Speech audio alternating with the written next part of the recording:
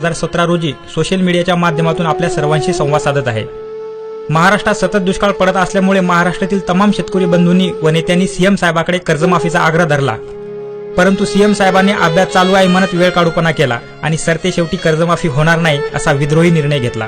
तिकडे यूपीतील सीएम साहेबांनी मंत्रिमंडळाच्या पहिल्याच बैठकीत कर्जमाफीचा निर्णय घेतला आणि इकडे 3 वर्ष झाली आमच्या साहेबांचा फक्त अभ्यासच चालू आहे।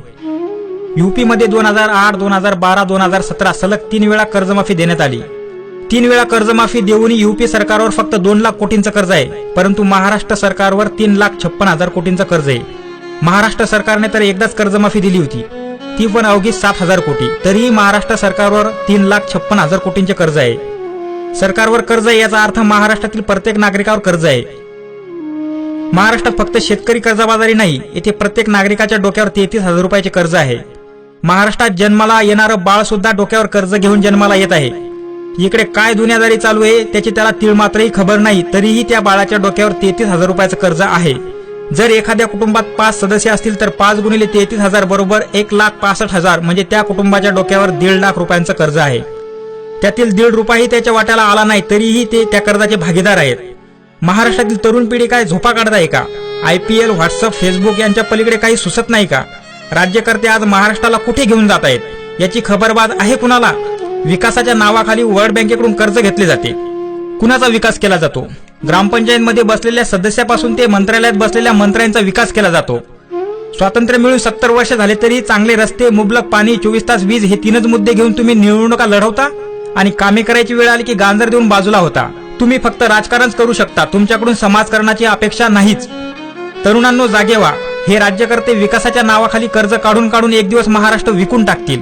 3,56,000 कोटींचं कर्ज म्हणजे काही जोक आहे का? विविध प्रकारचे टॅक्स आणि महसूल गोळा होऊन सुद्धा एवढा मोठा कर्जाचा डोंगर उभा राहतो तरी कसा? तरुणांनो, खासदार, आमदार आणि मंत्री यांचा इतिहास बघा आणि वर्तमान बघा, मग तुम्हाला कळेल 3,56,000 कोटी कर्जाचं पाणी कुठं मुरतंय ते।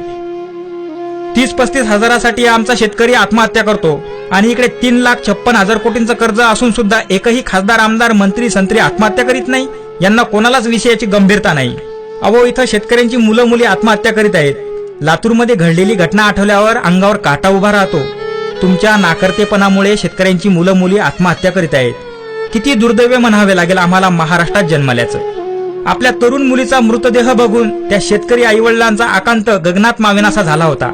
त्या माय माऊलींचा आक्रोश बघून अख्ख्या गावाचं हृदय पिळवटून निघालं होतं।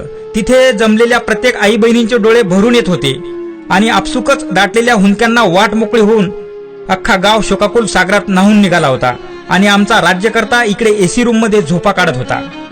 शेतकऱ्यांना तुम्ही पॅकेजवर पॅकेज जाहीर करता, काय फायदा तुमच्या त्या पॅकेजचा?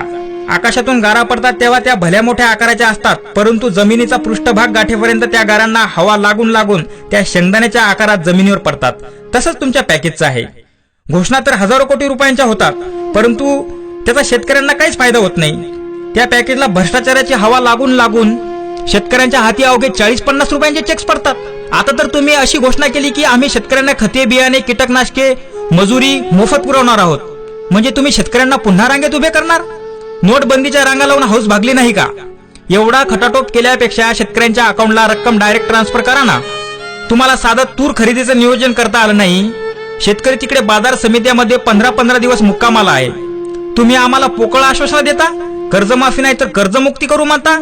अध्यक्ष महोदय, तुमच्या कथनी आणि करणीमध्ये जमीन आसमानचा फरक आहे। तुमची कथनी करणीमध्ये समाविष्ट होईपर्यंत किती शेतकरी सरणी चढतील, किती आया बहिणींचं कुंकू पुसलं जाईल, किती निरपराध मुलं मुली पोरके होतील याची थोडी तरी जाणीव आहे का तुम्हाला? काय तर बोलाचाच भात आणि बोलाचीच कढी। राज्यभरात रोज उभारली जाते आत्महत्येची गोडी। राज्यकर्त्यांनो, लाज वाटू द्या थोडी, उगाच थापा मारून बांधू नका माडी। अरबी समुद्रात 10,000 कोटी खर्च करून छत्रपती शिवाजीराजांचा पुतळा बांधायचा म्हणता तुम्ही। नाकापेक्षा मोती का जड करताय तुम्ही? विरोध पुतळ्याला नाही, विरोध आहे तुमच्या शेतकरी विरोधी धोरणांना।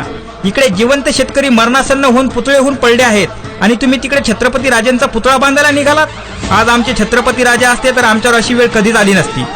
छत्रपती राजांच्या काळात कधीच कुणी आत्महत्या केली नाही। आज आमचे छत्रपती राजा असते तर तुमच्यासारखे भ्रष्टपती नेते चराचरा कापून टाकले असते।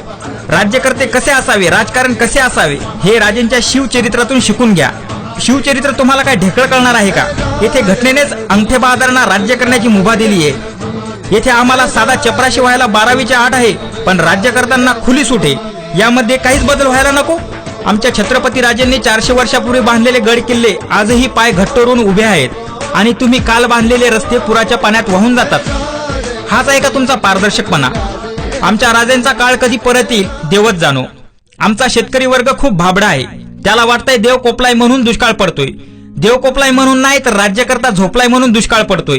देवाने ज्यांच्यावर कामे करण्याची जबाबदारी सोपवलेली आहे तेच नेते कामे करीत नाहीत, म्हणून आपले गाऱ्हाणे घेऊन शेतकरी पंढरीची वारी करतोय. त्याला वाटतंय विठू माऊलीला साकडं घातल्यावर तो सर्व काही ठीक करेल. हे प्रश्न सोडवण्यासाठी तुमचा विठू माऊली पंढरीत नाहीये, तुमचा विठू माऊली तिकडे मंत्रालयात बसलाय सूटबूट घालून. यावर्षी आषाढी एकादशीला पंढरीला न जाता लाखोंच्या संख्येने मंत्रालयात जा. तिथे जाऊन टाळ मृदंग वाजवा. सुटाबुटात झोपलेल्या विठू माऊलींना उठवा. पांडुरंग पांडुरंग म्हणत त्यांच्यावरील भ्रष्टाचाराचा गडदरंग धुवून काढा आणि कर्जमाफी द्यायला त्यांना भाग पाडा. राज्यभरात रोज आत्महत्या होत असताना इकडे संघर्ष यात्रेचा इव्हेंट चालू आहे. अरे तुम्ही संघर्ष यात्रा काढताय कुठे? आग मुंबईला लागली आणि पाणी घेऊन चालले दिल्लीला. तुम्ही सत्तेत होते तेव्हा कसे हे तुमच्यावर धावून आले होते आणि कर्जमाफी करून घेतली होती, तसे तुम्हीही त्यांच्यावर धावून जा ना. घाबरताय कुणाला? 15 दिवस अन्नत्याग करा. त्यांच्या दारात तळ ठोकून बसा. फक्त तोंडाने फुकल्यावर आग नाही विझत. तिकडे तो एकटा विदर्भ वीर आसूड यात्रा घेऊन पीएम साहेबांच्या होमग्राऊंडवर चालून गेला होता. त्या वाघाला गुजरात पोलिसांनी मध्येच अडून माघार घ्यायला लावली, नाहीतर पीएम साहेबांना चांगलं धारेवर धरण्यात आलं असतं. अधिवेशनीय काळात सत्तेतील वाघांनी चांगलीच डरकाळी फोडली. वाघाची डरकाळी बघून इतर पक्षांनाही चांगलाच जोर आला होता. कर्जमाफीबद्दल शेतकऱ्यांच्या आशा चांगल्याच पल्लवित झाल्या होत्या, पण 2-4 दिवसातच वाघाचं कधी मांजर झालं कळलंच नाही. वाघाची डरकाळी काय फक्त सिजनेबल डरकाळी आहे का? निवडणुका लागल्यावरच नको नको ते स्टेटमेंट द्यायचे, हे करू देणार नाही, ते करू देणार नाही. कर्जमाफी झाली नाही तर हा प्रकल्प बंद पाडू, तो प्रकल्प बंद पाडू. वाघ 2-4 दिवस चांगल्या डरकाळ्या फोडतो. कर्जमाफीसाठी वाघ रस्त्यावर का उतरत नाही? कर्जमाफीची मागणी एकसारखी का लावून धरत नाही?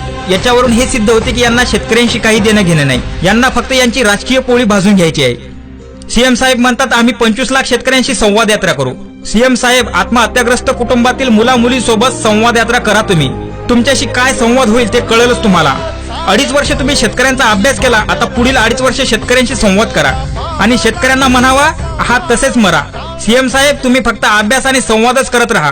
खरं काम तर तिकडे आमिर खान पाणी फाउंडेशन मार्फत करत आहे. आमिर खान सपत्नीक 45 डिग्री तापमानात गावोगावी फिरून श्रमदान करणाऱ्या लोकांचा उत्साह वाढवत आहे आणि इकडे तुम्ही एसी रूम मध्ये बसून गारगार वारा घेताय.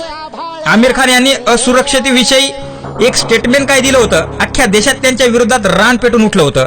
आता तोच आमिर खान एवढा स्तुत्य उपक्रम गाजवत आहे, त्याविषयी कोणीही जजमेंट द्यायला तयार नाही. मुळात चांगलं बघायची दृष्टीच आपल्याकडे नाही. आमिर खान यांचं तुफान आलं या ह्या कार्यक्रमाला युट्यूबवर अवघे 5,000 व्ह्यूज येतात आणि तिकडे सनी लिओनच्या लैला लैला ॲटम सॉंगला 10 करोडपेक्षा जास्त व्ह्यूज येतात. तो एकटा आमिर खान एवढा मोठा सेटअप लावू शकतो. तुमच्याकडे तर सेटअप ऑलरेडी तयार आहे, पण तुम्ही त्या सेटअपला झोपेतून गेटअप करायलाच तयार नाही. सर्व यंत्रणा फक्त मेकअप करून खुर्च्यावर बसली आहे. कोणत्याच सरकारी कामाला गती नाही. सगळ्या अधिकाऱ्यांची मती गेली आहे. फाईलवर वजन ठेवल्याशिवाय फाईल पुढे सरकत नाही. इथून पुढे लोक तुमच्या मुंडक्यावर वजन ठेवून फाईल पुढे सरकवतील. सीएम साहेब, तुम्ही म्हणता अभ्यास चालू आहे. अहो, अभ्यास तर झालेला आहे. एकूण थकबाकी कर्जापैकी 80% कर्ज पश्चिम महाराष्ट्रात आहे. उरलेलं 20% कर्ज विदर्भ, खानदेश, मराठवाड्यात आहे. आत्महत्याग्रस्त विभाग म्हणून विदर्भ, मराठवाडा आणि खानदेशमधील शेतकऱ्यांचे 7-8 हजार कोटींचे कर्ज माफ करा. पश्चिम महाराष्ट्रातल्या कर्जाच्या दबावापायी विदर्भ, मराठवाड्यातील शेतकरी नामशेष करू नका. पश्चिम महाराष्ट्रातील शेतकऱ्याकडे अजून थोडा धीर बाकी आहे, परंतु मराठवाडा, विदर्भातील शेतकऱ्यांचा धीर आणि संयम तुटून गेला आहे. सरसकट कर्जमाफी झाली तर फारच चांगलं, पण तुमचं बजेट कोसळतंय म्हणून मी हा उपाय सुचवला आहे. व्हेंटिलेटरवर गेलेल्या शेतकऱ्यांना नॉर्मल स्थितीचं अन्न तुमच्या हाती आहे. नाहीतर उगाच विरोधी राजकारण करतील म्हणून मला ना तुला घाल कुत्र्याला अशी आडमुठी भूमिका घेऊन विदर्भ, मराठवाड्यांची कर्जमाफी टाळू नका. तुम्ही जर विदर्भ, मराठवाड्याची कर्जमाफी टाळली तर तुम्हाला नक्षलवादी बघायला छत्तीसगडमध्ये जाण्याची गरज पडणार नाही. विदर्भ, मराठवाड्यातच पावला पावलावर नक्षलवादी तयार होऊन पांढरे कपडेवाल्यांना ठार करतील. पुन्हा एकदा कळकळीची विनंती करतो, बघा जमते का कर्जमाफीचं, नाहीतर तयार राहा येणाऱ्या परिस्थितीला तोंड द्यायला. शेतकरी